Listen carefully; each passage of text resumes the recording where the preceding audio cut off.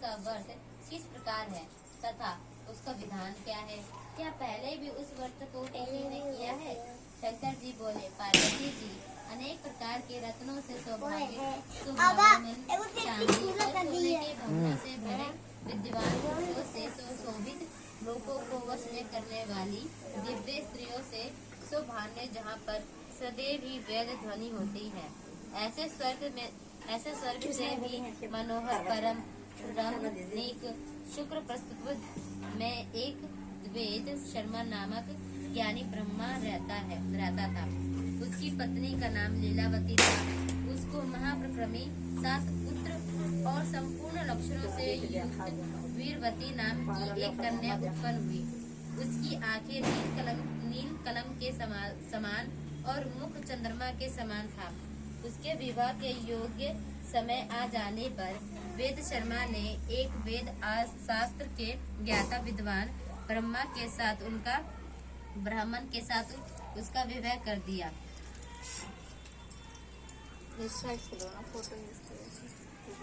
इसके पश्चात ने अपने भाइयों की पत्नियों भाभियों समेत गौरी का व्रत किया। फिर कार्तिक कृष्ण चतुर्थी के दिन व्रत उपवास कर संकालन में स्नान कर सभी ने भक्ति भाव से वट वृक्ष का चित्र बनाकर उसके नीचे शंकर जी, गणेश जी और स्वामी कार्तिकेय के साथ पार्वती जी का चित्र बनाया और ओम नमः शिवाय इस मंत्र से गंध, पुष्प और अक्ष आदि से गौरी का पूजन किया।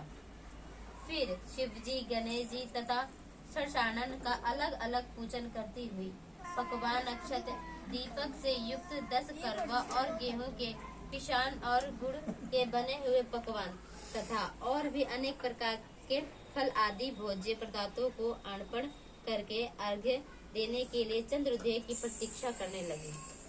इस बीच वह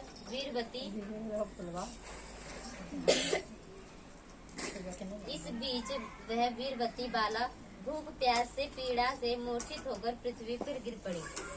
तब उसके सब भाई बांधवन रुदन करने लगे। फिर वीरवती का मुख धोकर पंखे से हवा करके उसका ढाढ़स बांधने लगे कि अब चंद्रमा उदय होने ही वाला है। उसका एक भाई चिंता युक्त होकर एक महान वट वृक्ष पर चढ़ गया। बहन के प्रेम से दुखी भाई ने जलती हुई लुकारी लेकर चंद्रमा के उदय होने का बहाना कर दिखाया। वीरवती ने चंद्रमा का उदय जानकर दुख का त्याग करके विधि विधान से अर्घ्य देकर भोजन कर लिया।